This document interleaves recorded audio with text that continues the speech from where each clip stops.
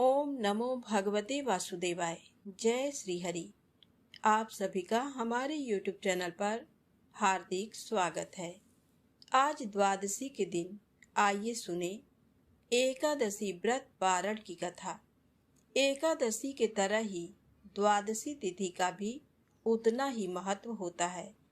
इस दिन शुभ मुहूर्त में भगवान श्री हरि की पूजा अर्चना करने के बाद गौ माता को गौ ग्रास देने के बाद आप व्रत का पारण करें।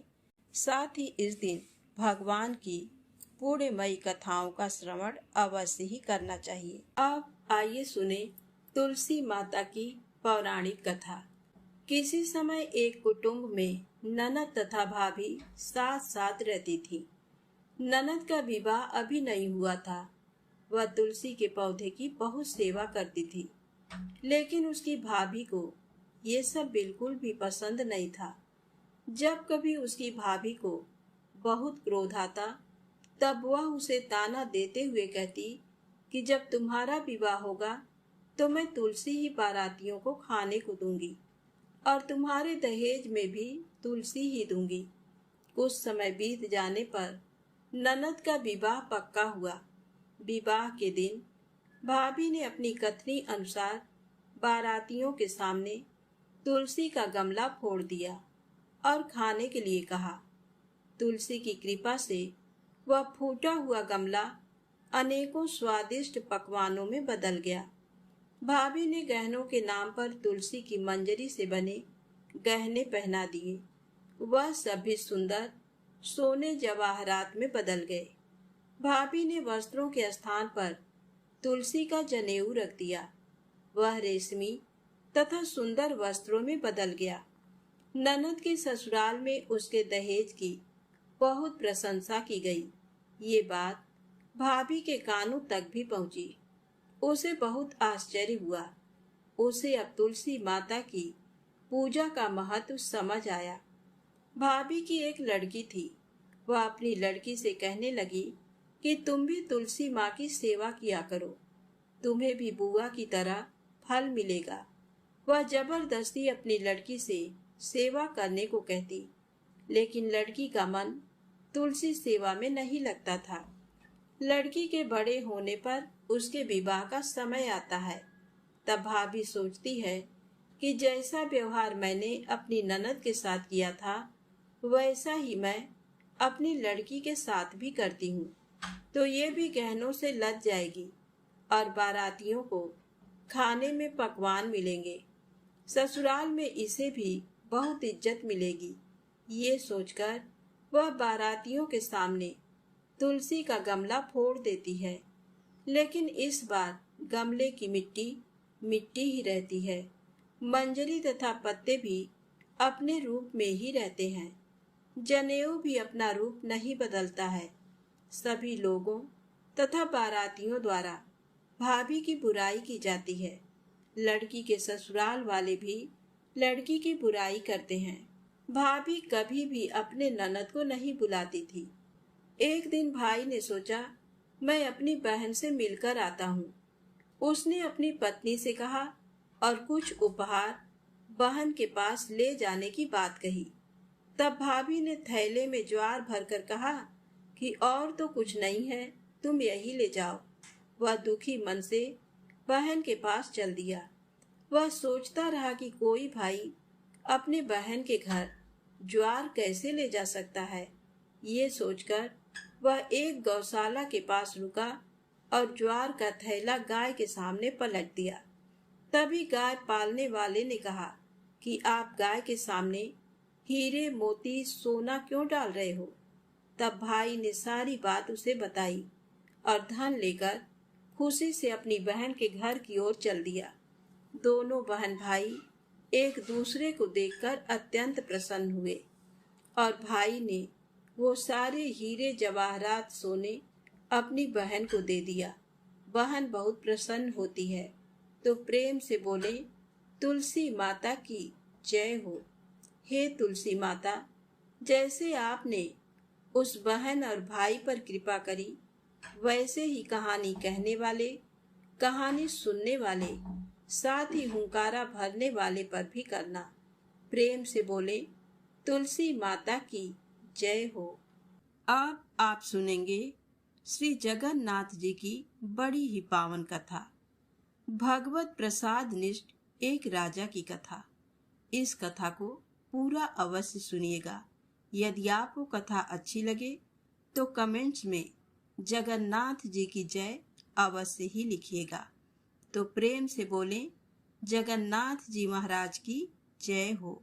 श्री जगन्नाथ पुरी के राजा की भगवत प्रसाद में बड़ी ही निष्ठा थी, परंतु एक दिन राजा चौपड़ खेल रहा था। इसी बीच श्री जगन्नाथ जी के पंडा जी प्रसाद लेकर आए। राजा के दाहिने हाथ में पासा था, अतः उसने बाएं हाथ से प्रसाद को छूकर उसे स्वीकार किया। इस प्रकार प्रसाद का अपमान जानकर पंडा जी रुष्ट हो गए। प्रसाद को राजमहल में न पहुंचाकर उसे वापस ले गए। चौपड़ खेलकर राजा उठे और अपने महल में गए। वहां उन्होंने नई बात सुनी कि मेरे अपराध के कारण अब मेरे पास प्रसाद कभी नहीं आएगा। राजा ने अपना अपराध स्वीकार कर अन्न जल त्याग दिया। उससे मन में विचारा कि जिस दाहिने हाथ ने प्रसाद का अपमान किया है उसे मैं अभी काट डालूंगा। ये मेरी सच्ची प्रतिज्ञा है। ब्राह्मणों की सम्मति लेना उचित समझकर राजा ने उन्हें बुलाकर पूछा कि यदि कोई भगवान के प्रसाद का अपमान करे तो चाहे वह कोई अपना प्रिय अंग ही क्यों ना हो, उसका त्याग करना उचित है या नहीं। ब्राह्मणों ने उत्तर दिया कि राजन, अपराधी का तो सर्वथा त्याग ही उचित है। राजा ने अपने मन में हाथ कटाना निश्चित कर लिया, परंतु मेरे हाथ को अब कौन काटे, ये सोचकर मौन और अत्यंत खिन्न हो गया। राजा को उदास देखकर मंत्री ने उदासी का कारण पूछा। राजा ने कहा, नित्य रात के समय एक प्रेत आता है और वह मुझे दिखाई भी देता है। कमरे की खिड़की में हाथ डालकर वह बड़ा शोर करता है। उसी के भय से मैं दुखी हूँ। तब राजा के मंत्री ने कहा, आज मैं आपके पलंग के पास ही सोऊंगा और आप अपने को दूसरी जगह छिपा कर रखिए। जब वह प्रेत झरोखे में हाथ डालकर शोर मचाएगा तभी मैं उसका हाथ काट दूंगा।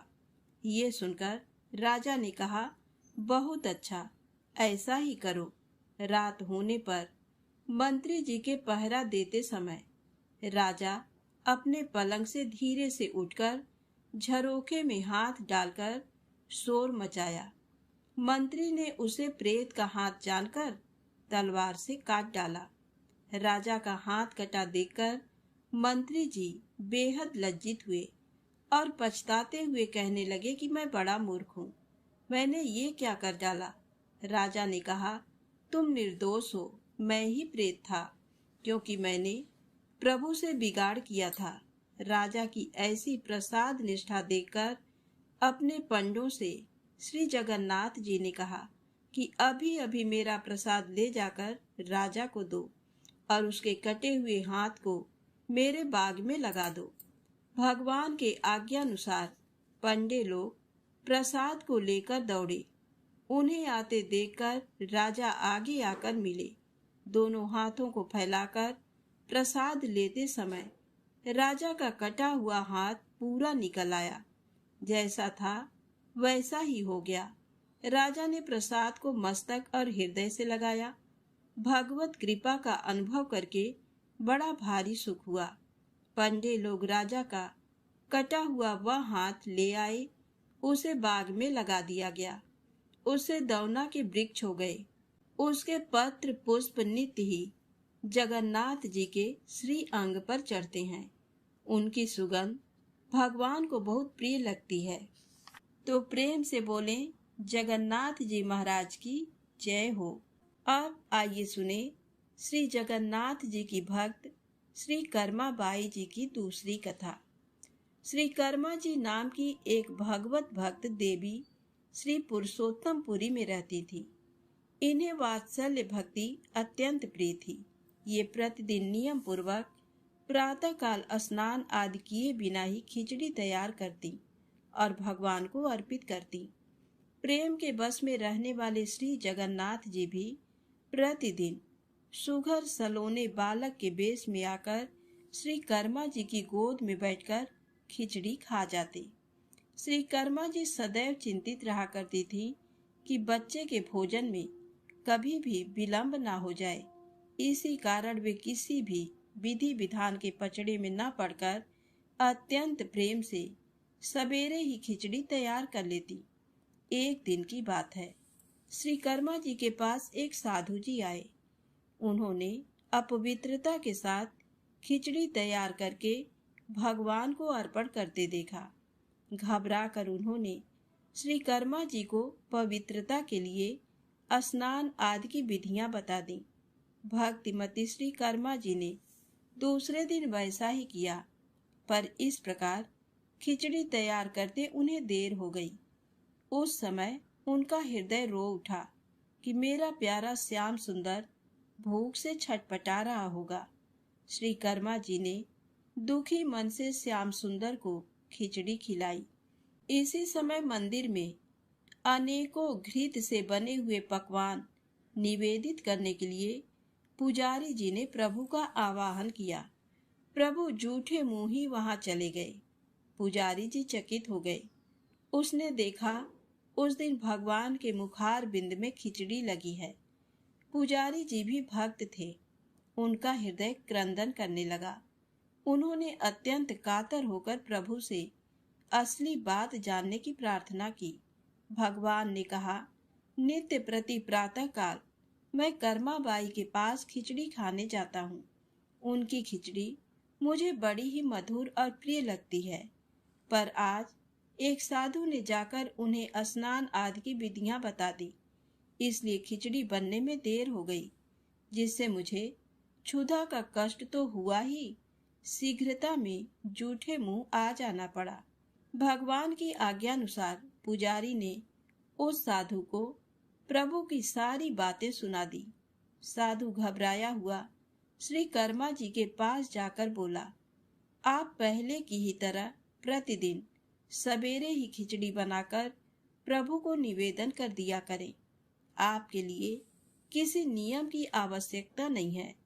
श्री कर्मा जी पुनः उसी तरह प्रतिदिन सवेरे भगवान को खिचड़ी खिलाने लगी।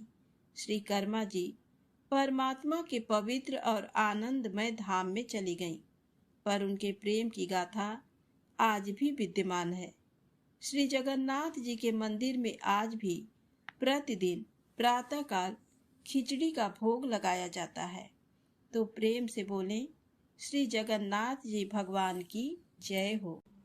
आइए बड़े ही प्रेम से मनोकामनाओं की पूर्ति करने वाली इस कथा को सुनते हैं। एक गांव में भागवत कथा का आयोजन किया गया। पंडित जी भागवत कथा सुनाने आए। पूरे सप्ताह कथा वार्ता चली। पूर्ण आहुति पर दान दक्षिणा के बाद पंडित जी को घर जाने की जल्दी थी। वह किसान से अपना पीछा छुड़ाना चाहते थे।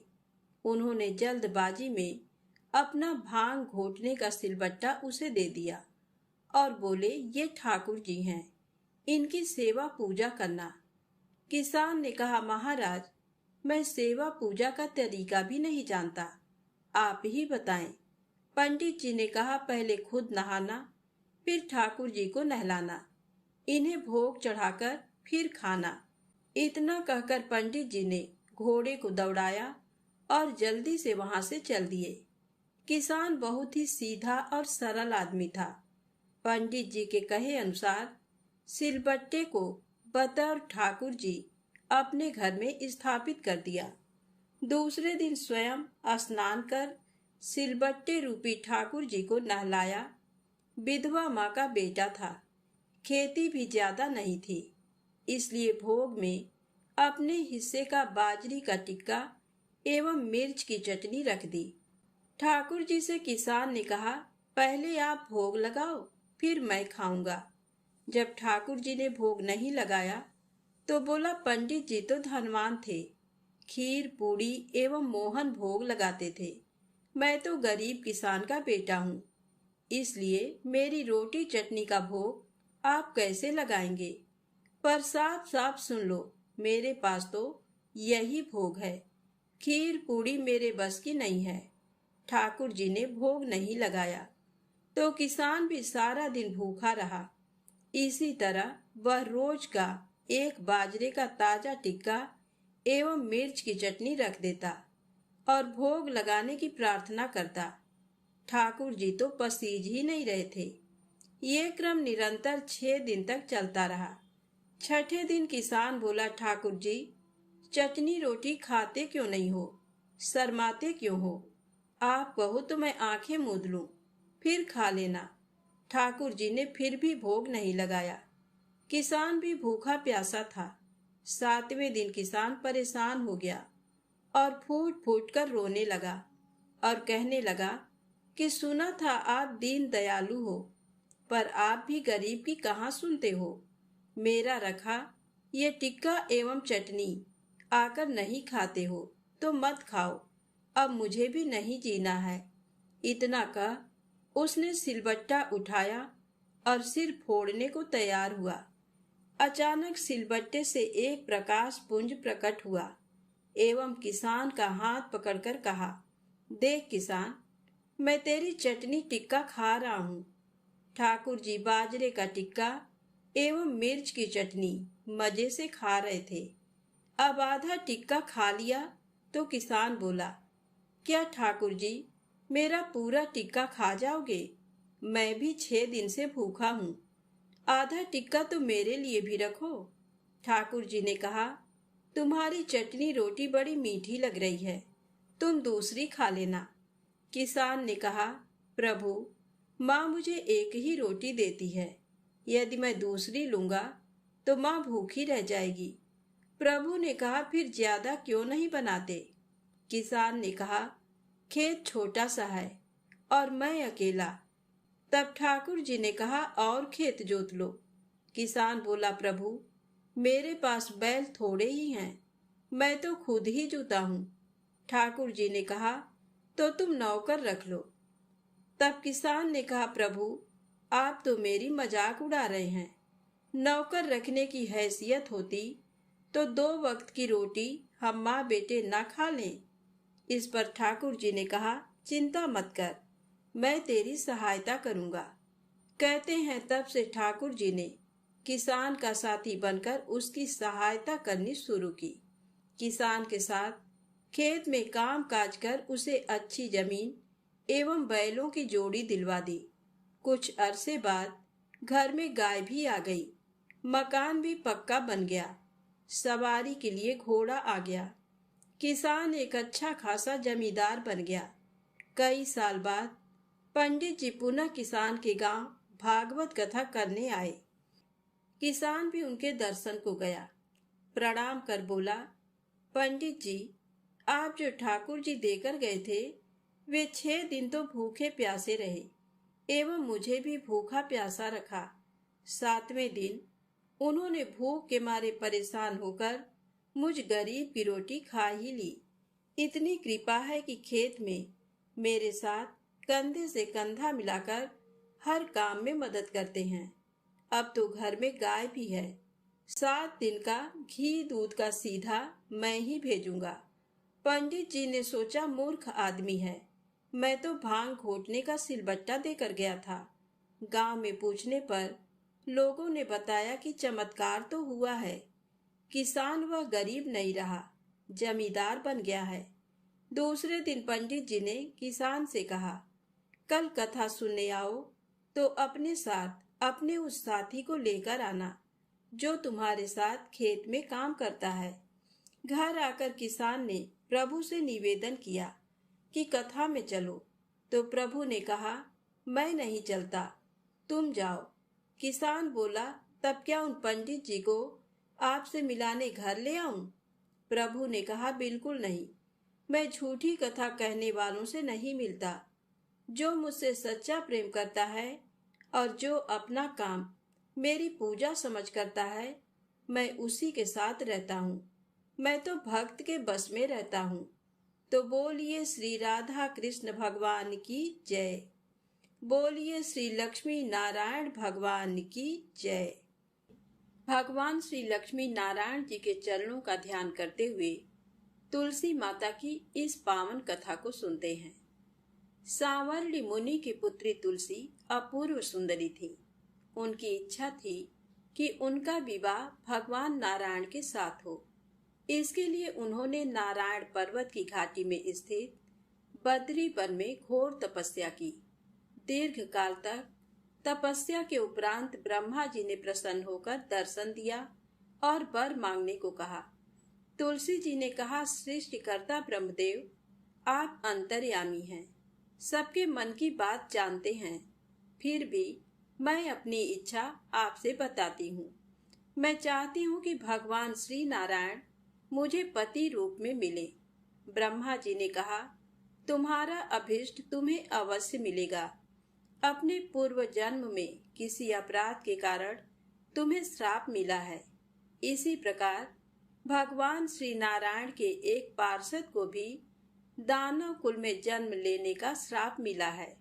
दानव कुल में जन्म लेने के बाद भी उसमें नारायण का अंश विद्यमान रहेगा। इसलिए इस जन्म में पूर्व जन्म के पाप के शमन के लिए संपूर्ण नारायण तो नहीं मिलेंगे, लेकिन नारायण के अंश से युक्त दानव कुल में जन्मे उस शापग्रस्त पार्षद से तुम्हारा विवाह होगा। शाप मुक्त होने पर भगवान श्री नारायण सदा सर्वदा के लिए तुम्हारे पति हो जाएंगे। तुलसी ने ब्रह्मा के इस वर को स्वीकार किया, क्योंकि मानव कुल में जन्म के कारण उस मायावी भोग को तो भोगना ही था। तुलसी बद्री वन में ही रहने लगी। नारायण का वह पार्षद दानव कुल में जलंधर के नाम से पैदा हुआ था। कुछ दिनों बाद वह भ्रमण करता हुआ बद्री वन में आया। यहाँ तुलसी को देखते ही वह उस पर मंत्र मुग्ध हो गया। तुलसी के सामने उसने अपने विवाह का प्रस्ताव रखा। इतने में ही वहां ब्रह्मा जी आ गए और तुलसी से कहा, तुलसी, जलंधर को देखो, कैसा देवोपम उसका स्वरूप है। दानव कुल में जन्म लेने के बाद भी लगता है जैसे इसके शरीर में नारायण का वास हो। तुम प्रस्ताव को सहर्ष स्वीकार कर लो। तुलसी को भी लगा कि उसकी तपस्या पूर्ण हुई, उसे इच्छित फल मिला है।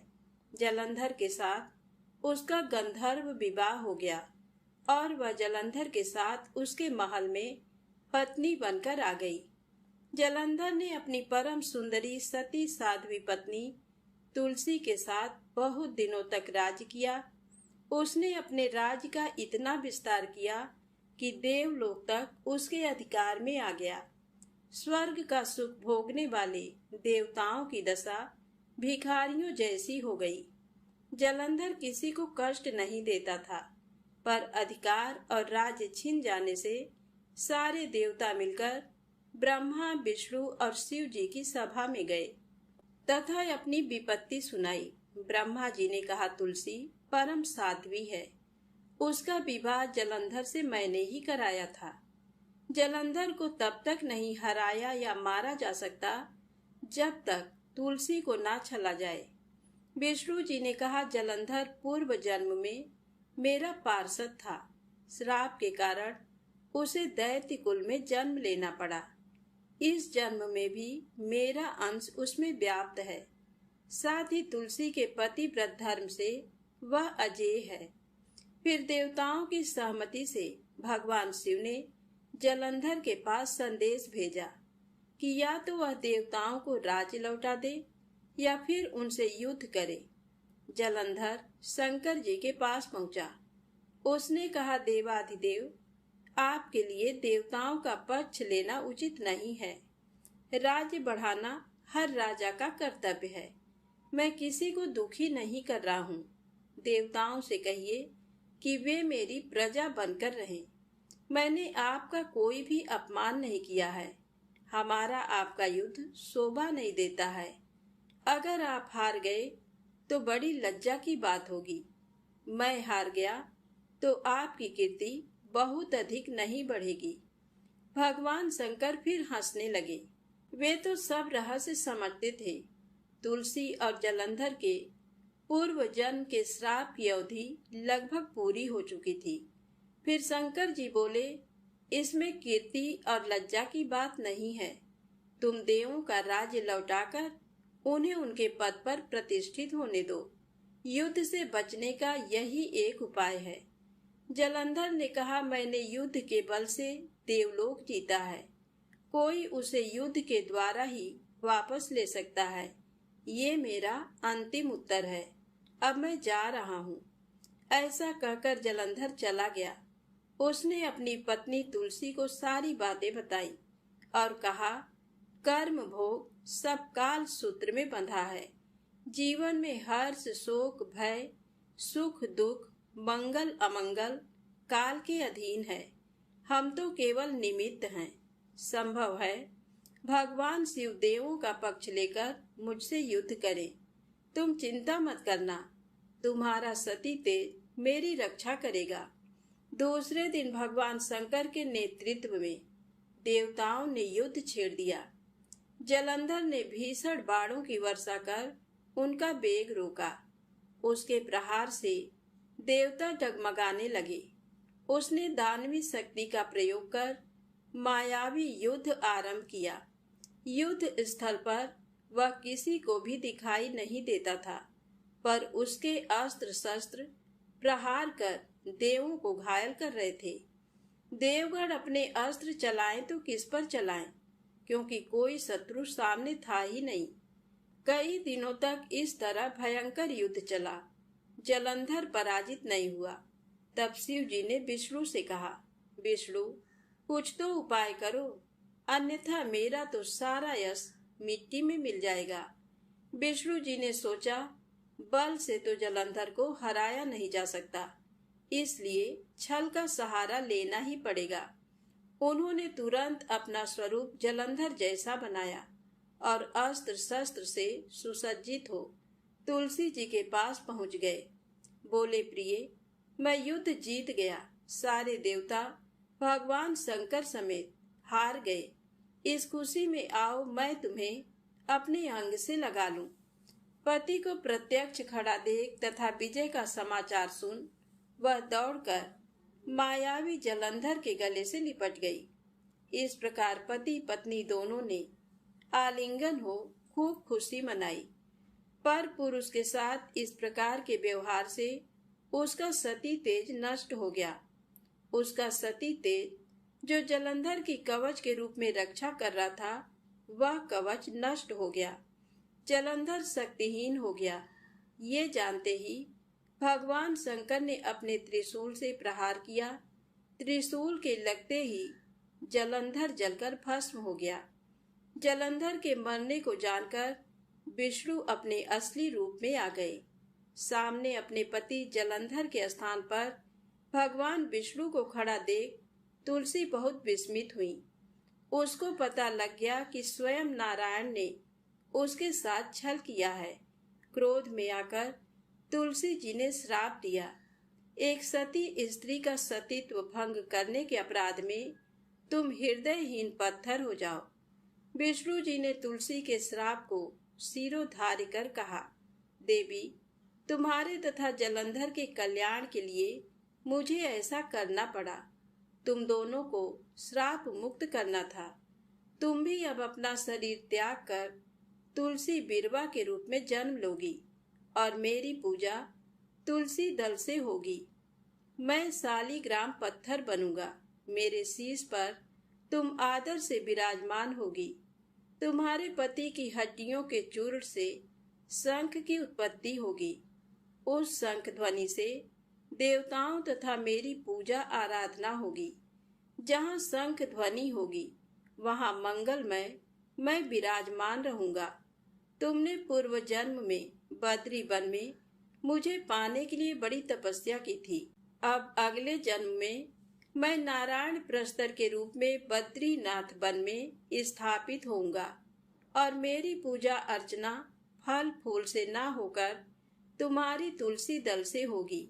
मेरे शीश पर विराजमान होकर तुम मुझसे भी ऊंचा पद प्राप्त करोगी। तो बोलिए श्री लक्ष्मी नारायण भगवान की जय। बोलिए श्री तुलसी शालिग्राम जी की जय। अब आइए सुने गणेश जी के खीर वाली कहानी। एक बार गणेश जी एक छोटे बालक के रूप में चिमटी में चावल और चमचे में दूध लेकर निकले। वो हर किसी से कह रहे थे कि कोई मेरी खीर बना दो, कोई मेरी खीर बना दो। एक बुढ़िया माई बैठी हुई थी। उसने कहा, ला मैं बना दूं। वह छोटा सा बर्तन चूल्हे पर चढ़ाने लगी। तब गणेश जी ने कहा कि दादी माँ, छोटी सी भगोनी मत चढ़ाओ, तुम्हारे घर में जो सबसे बड़ा बर्तन हो वही चढ़ा दो। बुढ़िया माई ने वही चढ़ा दिया। वह देखती रह गई कि वह जो थोड़े से चावल उस बड़े बर्तन में डाली थी वह तो पूरा भर गया है। गणेश जी ने कहा, दादी माँ, मैं नहा कर आता हूँ, खीर तैयार हो गई। तो बुढ़िया माई के पोते पोती खीर खाने के लिए रोने लगे। बुढ़िया माई ने कहा, गणेश जी तेरे भोग लगना, कहकर चूल्हे में थोड़ी सी खीर डाली और कटोरी भर भर कर बच्चों को दे दी। बुढ़िया माई की पड़ोसन ऊपर से देख रही थी, तो बुढ़िया माई ने सोचा ये चुगली कर देगी, तो एक कटोरा भरकर उसे भी पकड़ा दिया। बेटे की बहू ने चुपके से एक कटोरा खीर खाई और कटोरा चक्की के नीचे छुपा दिया। अभी भी गणेश जी नहीं आए थे। बुढ़िया माई को भी भूख लग रही थी। वह भी एक कटोरा खीर का भरकर किवाड़ के पीछे बैठकर एक बार फिर कहा कि गणेश जी आपके भोग लगे, कहकर खाना शुरू कर दिया। तभी गणेश जी आ गए। बुढ़िया माई ने कहा, आजा रे गणेशिया, खीर खा ले, मैं तो तेरी ही राह देख रही थी। तब गणेश जी ने कहा, दादी माँ, मैंने तो खीर पहले ही खा ली। तब बुढ़िया माई ने कहा, कब खाई?